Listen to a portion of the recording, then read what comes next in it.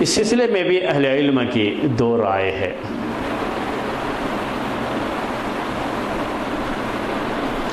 پہلی رائے یہ ہے کہ اس کے اوپر اس کی قضا واجب نہیں ہوتی ہے۔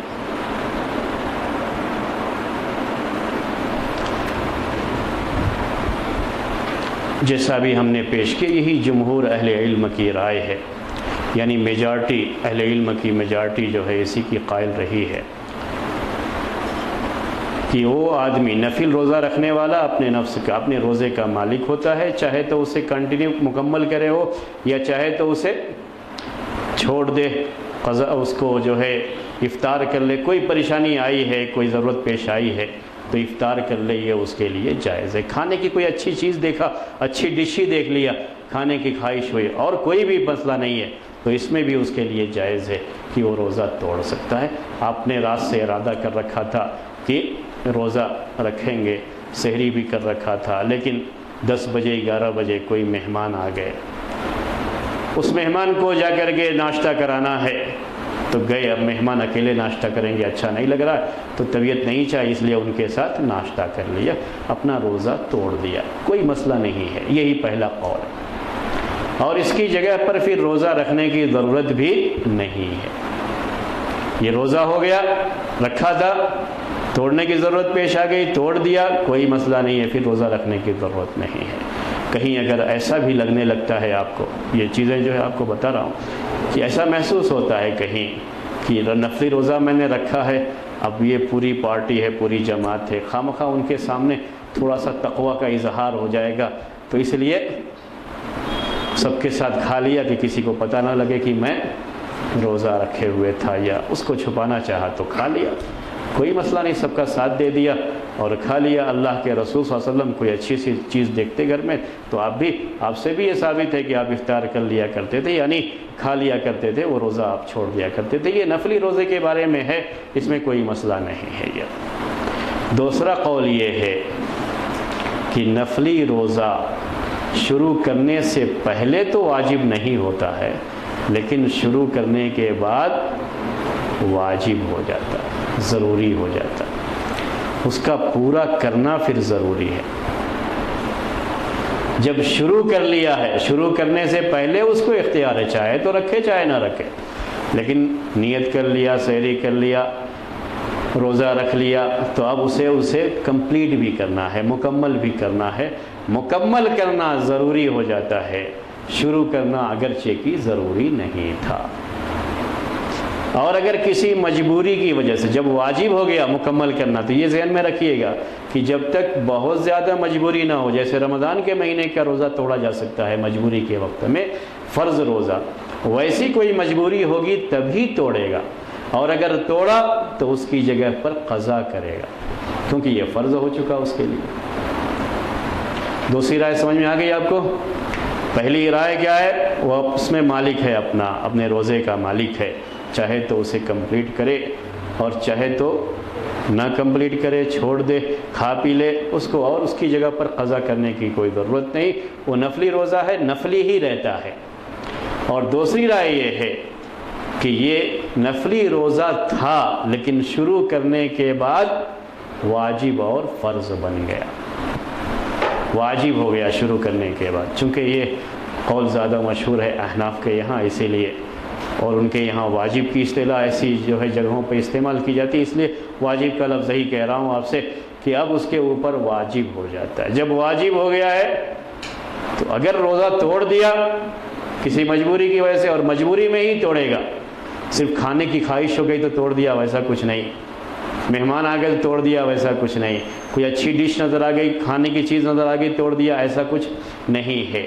واقعی معنی میں کوئی مجبوری آ گئی ہے تو فرض جو روزہ ہوتا ہے اس میں بھی یہ گنجائش ہے کہ مجبوری میں روزہ کو توڑ دیا تو اس کی جگہ پر قضا کرے گا، اس میں بھی ان کے یہاں قضا کرے گا، یہ چیز رکھی گئی ہے کہ وہ قضا کرے گا۔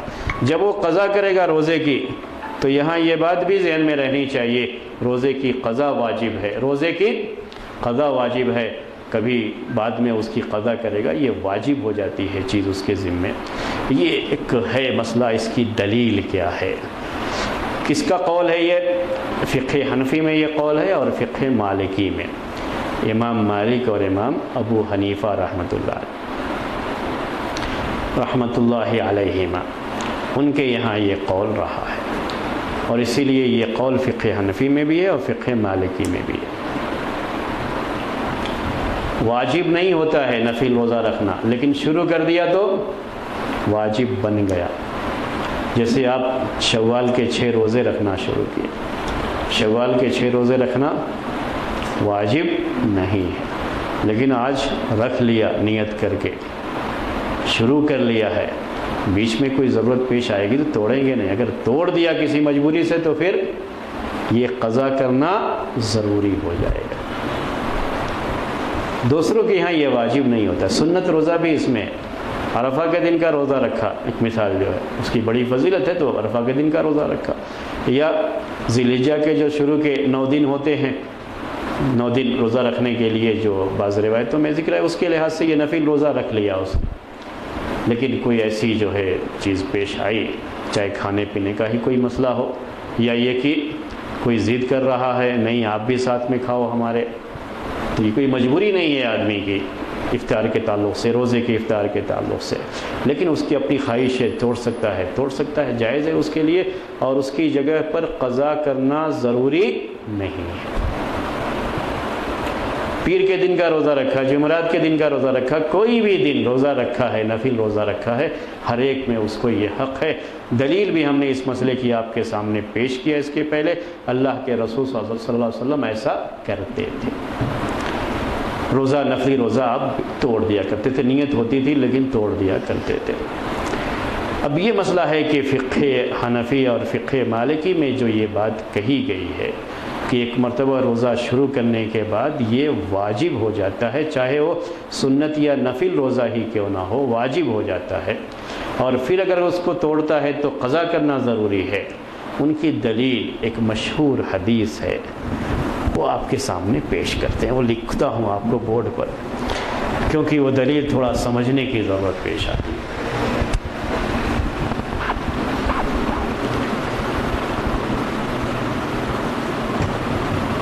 حدیث العربی بھی کہتے ہیں اس کو، حدیث غمام بن ثعلبہ بھی کہتے ہیں نام اس حدیث کا۔ اس پر جو ہے شارحین حدیث کا تھوڑا سا ہے مسئلہ کہ یہ دونوں الگ الگ حدیثیں ہیں یا ایک ہی ہیں۔ ایک مرتبہ ایک صحابی غمام بن ثعلبہ رضی اللہ تعالی عنہ اللہ کے رسول صلی اللہ علیہ وسلم کی خدمت میں آئے،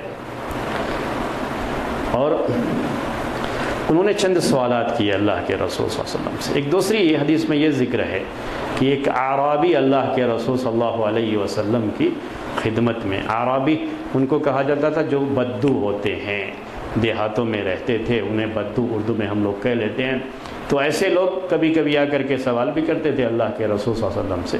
تو چاہے جو بھی ہو، حدیث اعرابی کہی، حدیث غمام بن ثعلبہ، انہوں نے چند سوالات کیے، اس میں سے ایک سوال تھا روزے کے بارے میں۔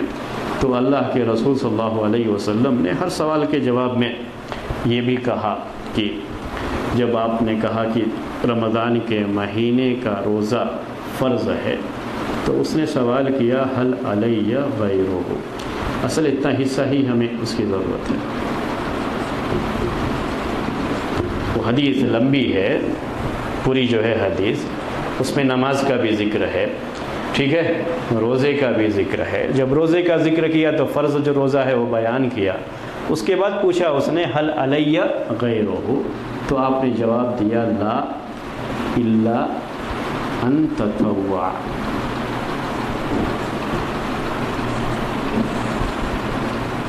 یہ مسئلہ نماز کے بارے میں بھی ہے اور یہ مسئلہ روزے کے بارے میں بھی ہے، اس لیے دونوں مسئلہ سمجھیے گا۔ مین کیا ہے، یہ الفاظ ہیں اس حدیث کے دلیل کے لیے جو پیش کیے جاتے ہیں، اتنا حصہ میں نے لکھا ہے آپ کو، وہ تھوڑی دیر کے لیے ہم آپ کو سمجھائیں گے۔ عربی زبان کی یہ عبارت عربی قواعد سے بھی اس کا تعلق ہے۔ حل علیہ غیرہ، پہلے نماز کے بارے میں پوچھا تو کہا حل علیہ غیرہ، کہ کیا میرے اوپر یہ فرض نمازیں جو دن اور رات کی 5 وقت کی فرض نمازیں ہیں، ابھی 3 رات کی بات چل رہی تھی نا، تو دن رات میں فرض نمازیں 5 وقت کی نماز کہا اللہ کے رسول صلی اللہ علیہ وسلم نے فرض ہے، تو پوچھا کیا اس کے علاوہ بھی میرے اوپر فرض ہے؟ تو آپ نے یہی کہا لا الا ان تطوع۔ جب روزے کے بارے میں پوچھا کہ کیا میرے اوپر اس فرض روزے کے علاوہ بھی کوئی روزہ فرض ہے، تو کہا لا نہیں۔ حل علیہ غیرہ کا معنی ہوا اردو میں کیا میرے اوپر اس کے علاوہ بھی ہے، اس کے علاوہ بھی میرے اوپر فرض ہے روزہ، رمضان کے مہینے کے روزے کے علاوہ بھی فرض ہے؟ تو آپ نے کہا نہیں، لا نہیں، الا ان تطوع۔ میں اردو میں معنی کرتا ہوں آپ کو، پھر سمجھاؤں گا کہ کیسے دلیل دیتے، مگر یہ کہ تم نفل رکھنا چاہو، الا ان تطوع، کیا میرے اوپر اس کے علاوہ بھی فرض ہے؟ تو آپ نے جواب دیا نہیں، مگر یہ کہ تم نفل رکھنا چاہو۔ یہ ایک معنی ہے اس جو ہے ٹکڑے کا۔ جب یہ معنی کریں گے ہم اردو میں، تب یہ معنی ہوگا کہ کوئی روزہ فرض نہیں ہے، فرضیت نہیں ہے شریعت کے اندر رمضان کے مہینے کے روزے کے علاوہ۔ نظر کا روزہ یہ شریعت میں فرض نہیں ہوتا ہے۔ کب فرض ہوتا ہے؟ جب آدمی خود اسے اپنے اوپر فرض کر لے، اس کو نظر کہتے ہیں، اس لیے اس روزے کا یہاں کوئی بیان نہیں ہے، اس کا کوئی ذکر نہیں ہے۔ تو بات ہماری چل رہی تھی کہ کوئی رمضان کے مہینے کے روزے کے علاوہ کوئی فرض روزہ نہیں ہے، مگر یہ کہ تم اگر نفل رکھنا چاہتے ہو تو رکھ لو۔ یہ معنی کریں گے تو اس حدیث سے رمضان کے مہینے کے روزے کے علاوہ اور کسی روزے کی فرضیت جو ہے نہیں ہے، یہ بالکل واضح ہے۔ اس کے علاوہ کوئی روزہ ہوگا تو وہ نفل ہی ہوگا، فرض نہیں ہو سکتا۔ لیکن اس کا ایک معنی یہ کرتے ہیں اور یہی ان کی دلیل ہے اسی معنی کے لحاظ سے۔ وہ معنی کیا ہے کہ جب پوچھا حل علیہ غیرہ، کیا میرے اوپر اس کے علاوہ بھی ہے، رمضان کے علاوہ بھی، تو آپ نے کہا نہیں، مگر یہ کہ تم نفل رکھنا شروع کر دو، نفل رکھنا شروع کر دو۔ تو معنی کیا ہوا؟ مگر یہ کہ تم نے نفل رکھ لیا۔